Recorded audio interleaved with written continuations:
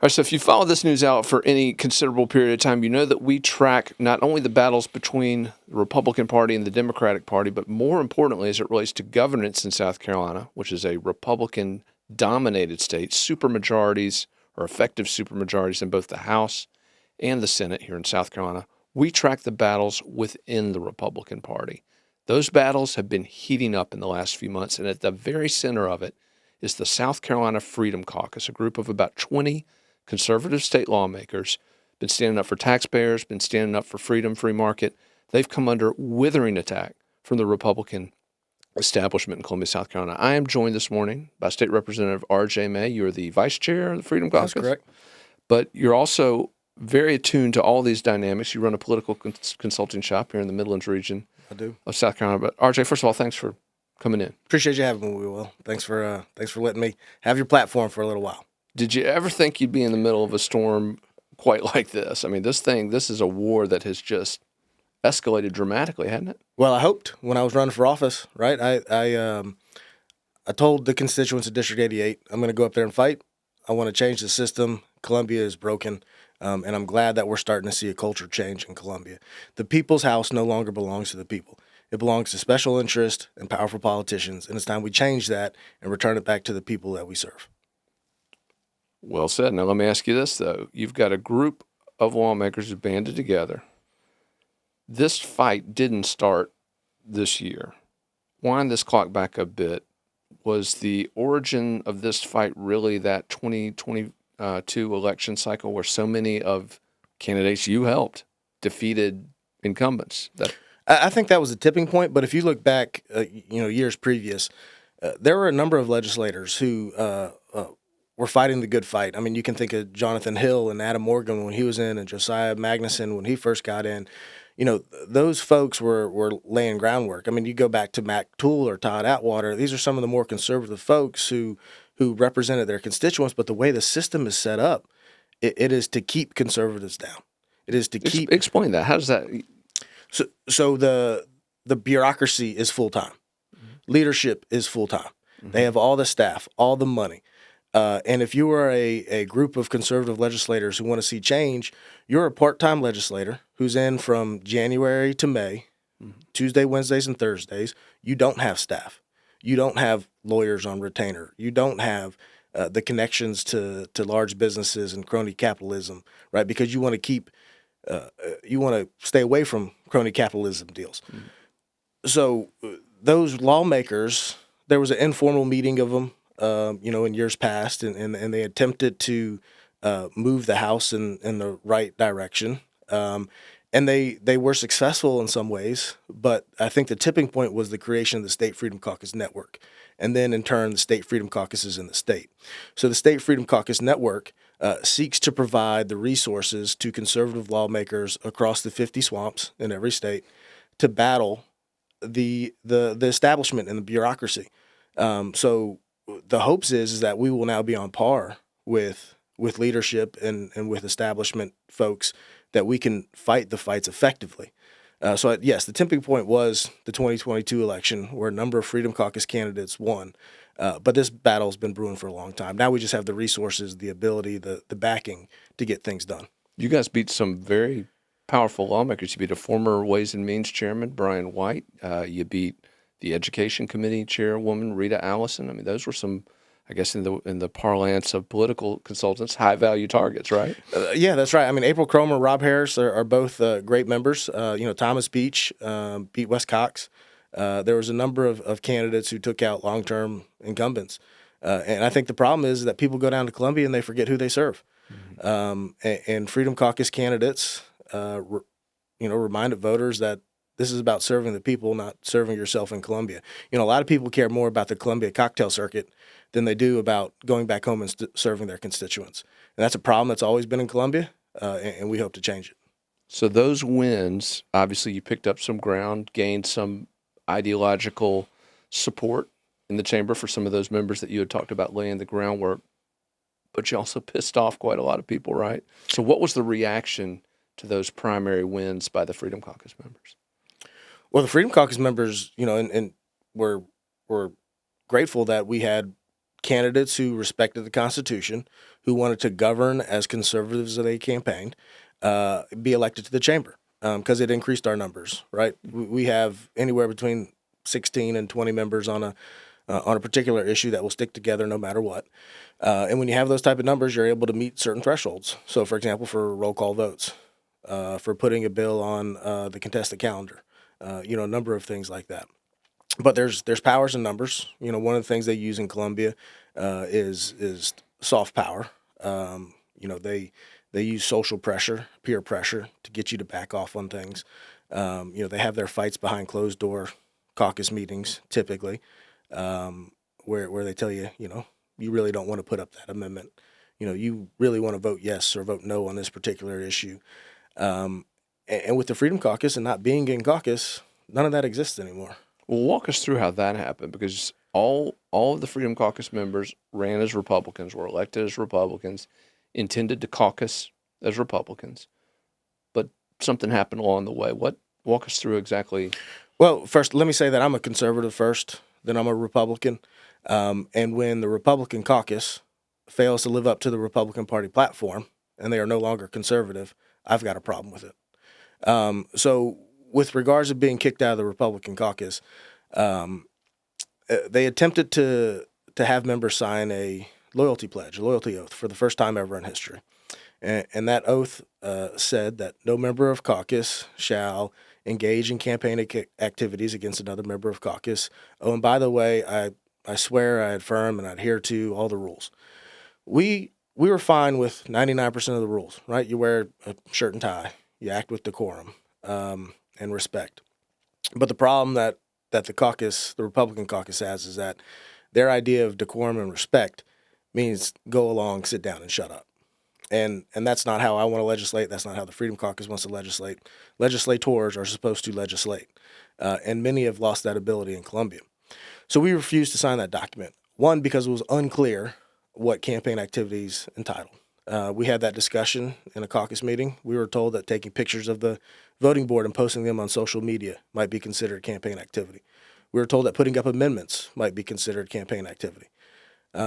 We asked, well, what if my brother or my sister or my father runs for office? Can I give him a check? No, not at all. Not if they're running against a member of the caucus. So it was a very broad definition, purposely broad and vague, we believe, so that they could construe it to any way they want to kick out members. So we refused to sign. Because we didn't sign, they kicked us out of the Republican caucus. Wow. So, and it might have been the best thing yet for the conservative movement. Because, again, we no longer have that internal pressure placed upon us every caucus meeting. I remember my first Republican caucus meeting, and it was freshmen don't speak. Mm-hmm. You sit down and you be quiet, and you nod your head yes, and you go do what we tell you to do. And that I wasn't about that. So just to make sure I've got this straight, a group of 20-some Republican House members attempting to push the body in a direction of upholding the Republican Party platform. And because of that, the Republican Party caucus kicked you out. That's correct. Yeah. For, again, trying to get the Republican Party to behave in a manner consistent with its own. Yeah, and look, we tried to always try to get to yes, and we told them, well, why don't we say if you violate the Republican Party platform, then you get kicked out of caucus. They knew that every member would have already been kicked out at that point. So it was an attempt by leadership of the establishment and the extreme moderates, as we like to call them, to clamp down on the movement. I think they underestimated our resolve. I think they underestimated how much we actually want to change Columbia. Mm-hmm. I think they thought we were going to fold, that we would just sign the piece of paper and it would be a flash in the pan. Unfortunately for them, fortunately for us and the taxpayers, this has grown into a statewide movement and, in fact, a national movement. When you go back and look at what the 20 folks did against Speaker McCarthy to get some serious concessions that generationally changed how Washington operates, it is a national movement happening in Washington and happening hopefully soon in all 50 state capitals. I believe the State Freedom Caucus Network is up to 12 or 13, the most recent being Louisiana. But when conservatives band together, they stick together, they can make things happen. Well, let's start looking forward now. We've talked a little bit about what led us to this juncture and this ongoing civil war that we're having, but I want to ask you about where things are going. Obviously, you guys have been hit by a barrage of a multifaceted political campaign. We've got mailers, we've got social media campaign, I've got text messages even on my phone attacking Freedom Caucus members. Where's this money coming from? And let me ask you this question. Why are Republican special interests spending that money to attack fellow Republicans? Does that seem... Well, look, I mean, Are you surprised? I'm not surprised. When you're over the target, you catch flack. So I think it speaks to the effect that we're having. First they make fun of you, then they try to ignore you, then they try to beat you, and eventually they realize that they got to work with you. So I think we're in the going to try and beat us phase, right? So they're sending mailers, text messages, robocalls. You got one, don't you? You brought Yeah, one with actually you. I do. Show us one of these things here, and I want to point one of the things out on this. If we could pull this up. Voted against bringing 5,000 new jobs. Now, I'm asking you this: is this that big? I think that's the big crony capitalist $1.3 billion in taxpayer-funded incentives to electric car company that's produced 0 vehicles so far, that has 0 models out so far, and the government picked winners and losers in the auto market, or at least attempted to. We don't know how it's going to shake out, but I voted against the largest budget in state history. I ran as reducing the size and scope of government. Nearly every Republican does, but year after year, we grow the size and scope of government. Bigger budgets every year, after year, after year. And if I thought government was too big last year, how can I justify growing government this year? So that's where most of that comes from. That's how they're justifying that attack, and that's fine. My constituents and the constituents across South Carolina with other Freedom Caucus members see right through it. I have had more calls and text messages from people that I don't know, telling me, "Hey, I know this is BS. Keep up the good fight," than anything I've done yet.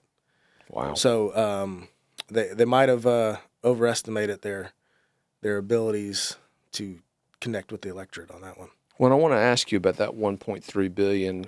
We did an article here at FITSNews just this past week regarding that vote, which was pushed through, and I think it was 12 days. It went from an amended bill to being signed into law by the governor. And these are lawmakers who repeatedly have told me and other reporters, we just couldn't get enough support for tax cuts for individuals and small businesses.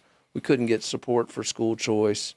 All these authentic conservative priorities, free market priorities that never get passed because they don't have support or time. But yet we get this $1.3 billion corporate welfare handout approved in 12 days. Yeah, I'm surprised it was 12 days. I thought it was a lot quicker than that. But if the politicians of Columbia want something done, they get it done, right? Hence the 12 days for the $1.3 billion handout. If they wanted to pass school choice, we could have done it a while ago. But unfortunately, with school choice, it benefits our constituents, not a corporation. So it takes a little more time to pass that. And of course, corporations have money, donations, etc. The squeaky wheel.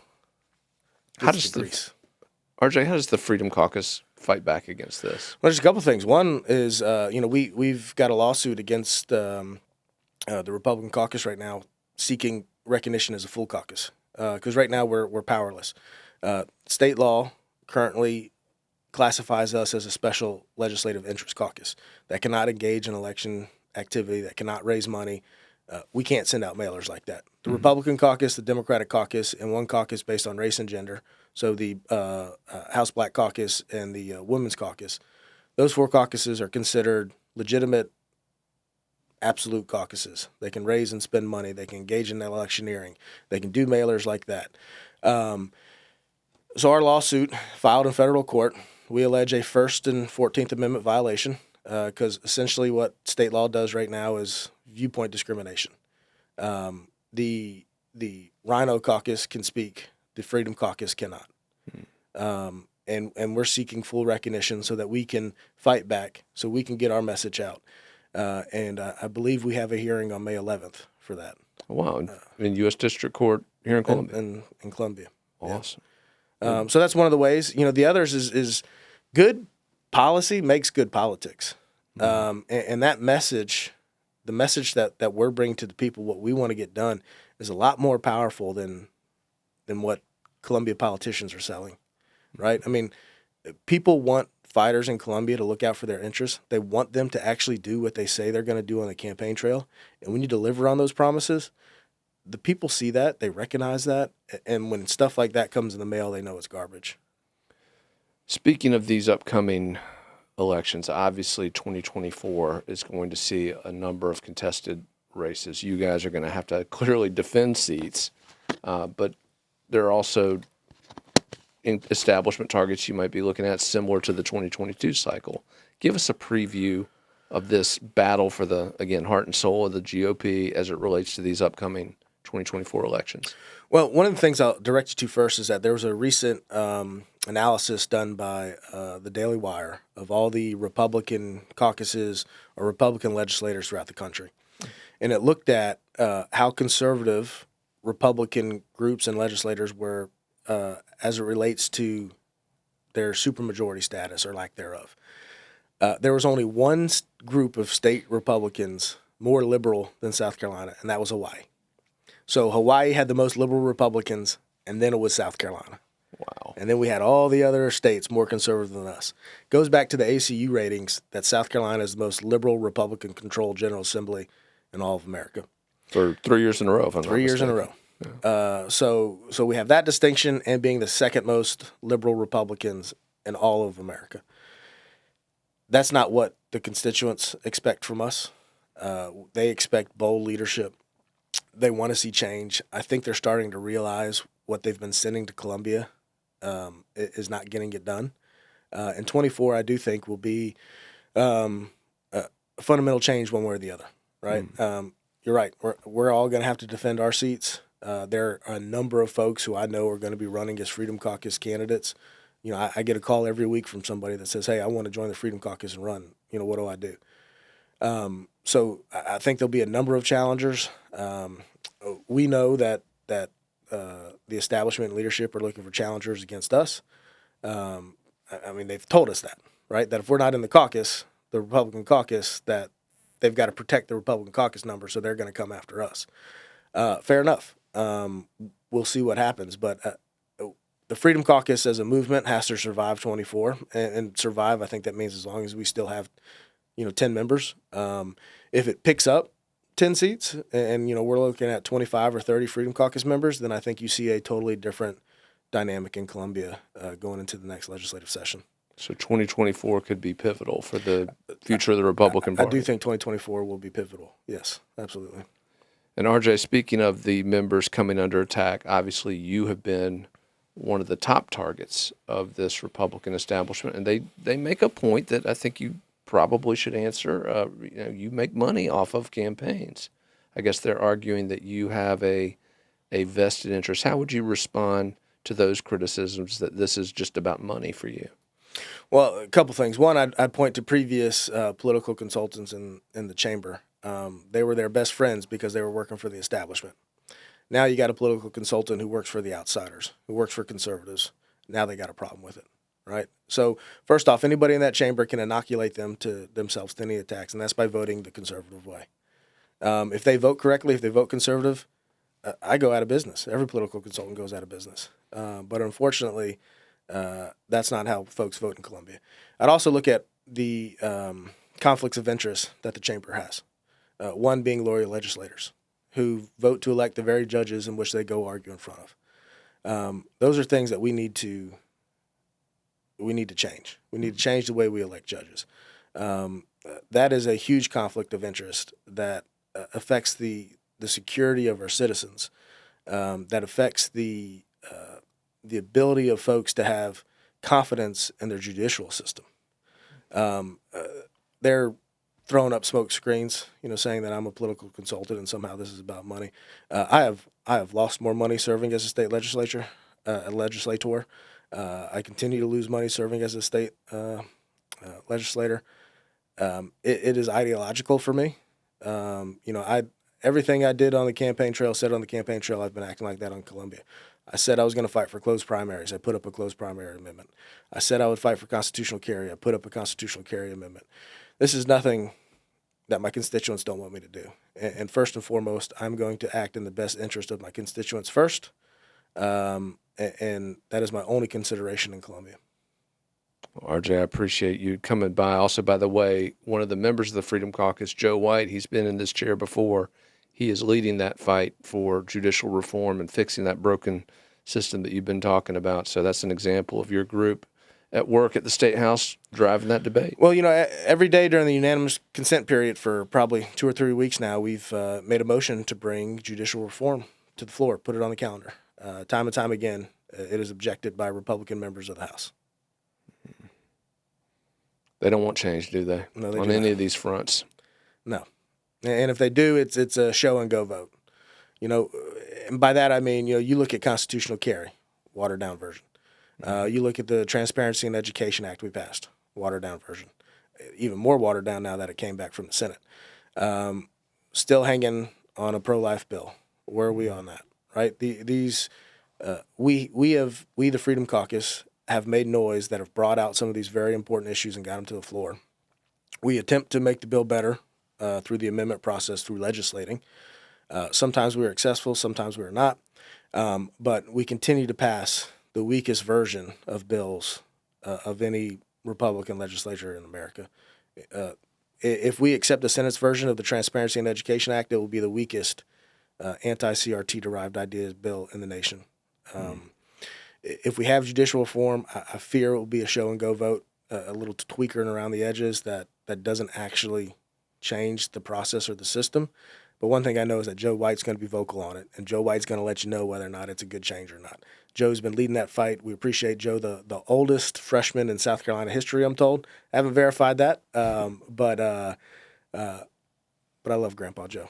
You guys have got a number of great members, not just Grandpa Joe, but we've also got April Cromer, just an incredibly sharp businesswoman who's been driving a lot of those fiscal issues over there. Yeah, very good cross section of. And Jay Kilmartin here in Irmo, owns the Melting Pot, the cigar militia. That's right. The Morgan brothers, Thomas Beach, former Army Ranger, David O'Neill, also Army Ranger. Josiah Magnuson's been fighting that fight for a while from Campobello. And then Mike Burns and Bill Chumley, our grandfathers of the group who have been there for a while and have still got the fire in their belly.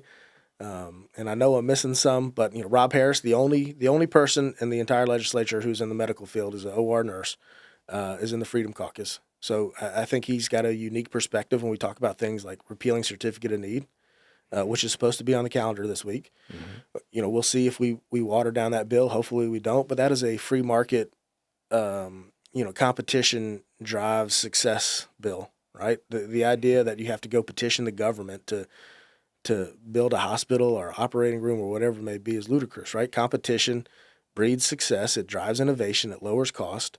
So certificate of need repeal is, easy peasy. We should have done it years ago. Mm-hmm.